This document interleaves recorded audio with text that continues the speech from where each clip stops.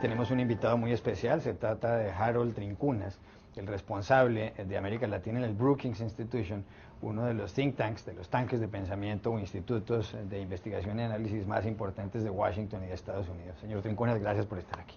Muchas gracias, es un placer estar aquí. Usted analiza mucho lo que pasa con América Latina. Acaba de pasar por la Asamblea General de las Naciones Unidas en Nueva York una serie de mandatarios latinoamericanos. La primera persona que habló ahí, es costumbre en la ONU, fue la presidenta del Brasil. Y ella dijo que hay que presentar un marco legal internacional para evitar el espionaje por Internet y el espionaje telefónico. Ella fue víctima de ese espionaje llevado a cabo por la Agencia Nacional de Seguridad de los Estados Unidos. Y se quejó muchísimo de la actitud estadounidense. Pero ningún otro país pareció respaldarla. ¿Cómo analiza usted ese discurso de Dilma Rousseff, sobre todo en una asamblea donde los temas centrales han sido Irán y Siria? Sí, no, es un tema interesante porque responde, yo creo que más que todo un problema de la política doméstica de Brasil, en cierta forma, y también un largo intento que han hecho en Brasil por tratar de cambiar el sistema de regular y gobernar el Internet, la red de comunicación global electrónica. El tema del espionaje electrónico en Brasil, claro, por Brasil tener una larga historia de defender su soberanía en el derecho internacional, también por su historia política del autoritarismo y los gobiernos militares del pasado, y también personalmente porque la presidenta Dilma Rousseff se sintió que estaba avanzando en construir una mejor relación con los Estados Unidos. Creo que las noticias de la intercepción electrónica fueron un duro golpe. Y básicamente las condiciones no estaban dadas para poder avanzar en la visita a Washington, por eso se pospusieron. Ahora, a más largo plazo me parece muy interesante qué va a pasar con la estructura de gobernancia del Internet a nivel mundial. Eso está actualmente localizado, centrado en los Estados Unidos, que construyeron Internet en el primer lugar, básicamente a sus inicios. Ha habido una crítica de Brasil y de otros países que han intentado llevar ese supervisión del Internet más al nivel de Naciones Unidas, de instituciones internacionales, algo que los Estados Unidos han resistido. Esto va a dar un impulso a ese proceso de cambio de cómo se regula y se gobierna el Internet a nivel global. Otro discurso de un mandatario latinoamericano fue el de Juan Manuel Santos de Colombia, sí, en donde básicamente dijo que los colombianos tienen derecho a hacer la paz y que la comunidad internacional debe respetar eso, pero también señaló que lo que está tratando de hacer es que entre paz y justicia haya un equilibrio, es decir, que no necesariamente va a haber una impunidad, y eso lo ha dicho, sí, para los señores de las FARC, el grupo guerrillero con el cual el gobierno de Santos está negociando en La Habana. ¿Usted cree que el mundo oye ese mensaje? Me parece que, o sea, claro, esto está todo enmarcado porque esta es una de las primeras negociaciones de paz que toman lugar bajo el marco del Tratado de Roma, ¿no? Y que restringe la posibilidad de realizar la paz sin también tener una justicia seria al respecto.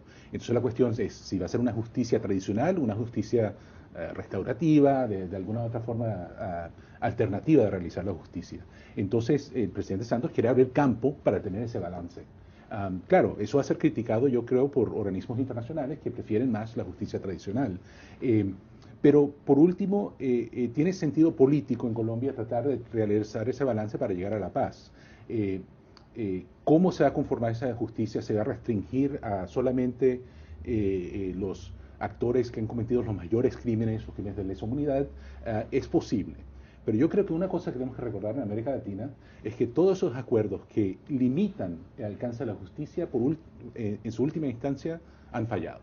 Pensemos en Argentina, en Uruguay, donde se hicieron amnistías en el pasado, se trataron de restringir cuáles actores podrían ser enjuiciados y después tal vez tomó 10, 20, 25 años, pero todos esos acuerdos terminaron fallando y la justicia pudo alcanzar los límites naturales de corregir la impunidad. Entonces yo pienso que el presidente Santos va a poder construir algún balance que le permita hacer justicia y paz, pero pensemos que a largo plazo puede ser que esos acuerdos vayan a cambiar por los procesos naturales de la justicia en Colombia. Antonio, ¿cree usted, sí, ¿cree usted que la bajísima popularidad de Santos en este momento responde a que el pueblo colombiano, a que los ciudadanos colombianos no creen en el proceso de paz al menos no cree en el proceso de paz tal como el presidente Santos lo está conduciendo? Bueno, yo pienso que probablemente es algo un poquito más complejo que eso. También responde al manejo de las protestas rurales, la situación económica de ese sector en el país, aunado con la aparente falta de progreso en el proceso de paz. Claro, los colombianos han experimentado ya varias veces procesos de intentos de negociar de paz, entonces puede ser que las personas estén empezando a pensar que esto se parece más a las previas negociaciones que no lograron alcanzar su meta. Yo creo que una cosa que va a ser muy interesante mientras nos aproximemos a las elecciones en Colombia, deben ser como 6 meses ahora, En mayo, las presidenciales. Sí, las presidenciales, es qué va a hacer la FARC, qué decisión van a hacer ellas al respecto de ese proceso electoral. Porque por un lado van a tener que pensar quién es la persona con la cual mejor podemos negociar de los actores que se van a presentar en esas elecciones. Entonces, van a tener que hacer esa decisión. Ayudamos, si el presidente Santos se lanza, lo ayudamos en cierta forma porque él va a ser la mejor persona con la cual vamos a poder negociar la paz, o existe otra persona en el escenario político colombiano que preferimos hacer esa negociación. O por último, siempre hay los que critican que tal vez simplemente están haciendo tiempo como lo han hecho en el pasado.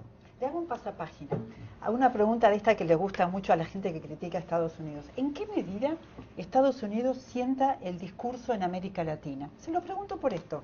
Cuando Argentina empezó a hablar con Irán por el tema del atentado a la AMIA, el discurso desde Washington fue, no, ¿qué están hablando con Irán? Esto no va a funcionar. Y ahora que Estados Unidos habla con Irán, parece que Argentina hizo bien en hacer esto.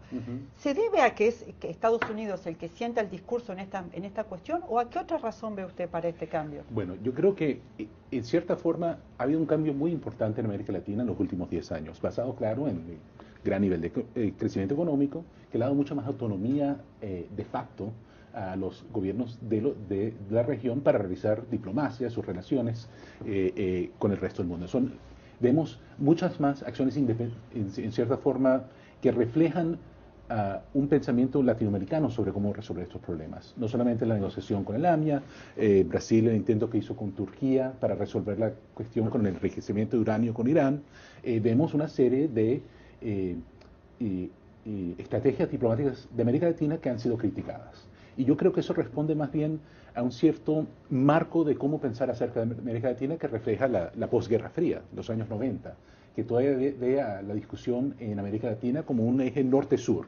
Washington hacia América Latina, en vez de darse cuenta de que el diálogo que tiene América Latina, especialmente América del Sur, con el resto del mundo, es mucho más multilateral, es mucho más autónomo y diseñado a la medida de los países de la región que tienen mucha más capacidad de acción. Hablando de visiones extremas, escuchaba hace poco a una comentarista de esta mesa, Moni Jensen, que hacía una broma y dijo, a veces pregunto si el presidente Maduro está de acuerdo. ¿Usted considera que estas obsesiones que tiene con los atentados y los sabotajes hablan de un gobierno desesperado, o cuál es la situación allí? Bueno, tienen unos problemas muy serios. Como saben, hay elecciones municipales que se designan en Venezuela que van a ser un importante referéndum sobre el gobierno de Maduro, especialmente después de las muy cuestionadas elecciones del abril pasado. Entonces, el gobierno enfrenta graves problemas de abastecimiento, como hablaron anteriormente en el programa, y el gobierno tiene que intentar llegar a esas elecciones para realizar una gran decisión. Y la decisión que tienen que hacer es cómo van a enfrentar este problema que tienen económico de desabastecimiento. Y uno puede hacer el ajuste por precios, un ajuste un poquito más ortodoxo, o un ajuste por cantidad, tarjeticas de racionamiento, etcétera, etcétera.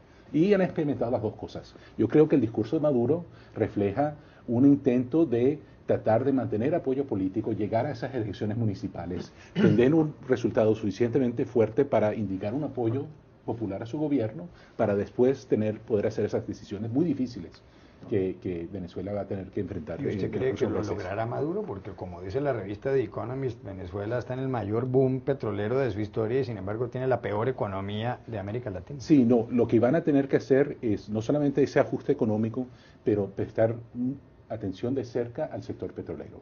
El problema que tiene Venezuela es, claro, ha comprometido mucho de su producción petrolera a China, a Petrocaribe, a Cuba, tiene precios muy bajos de gasolina Que internamente. no le pagan. Sí, y los precios domésticos son muy bajos, que aumenta el consumo, entonces lo que le queda para con lo cual hacer ganancias es bastante poco. Y esa producción se ha ido mermando.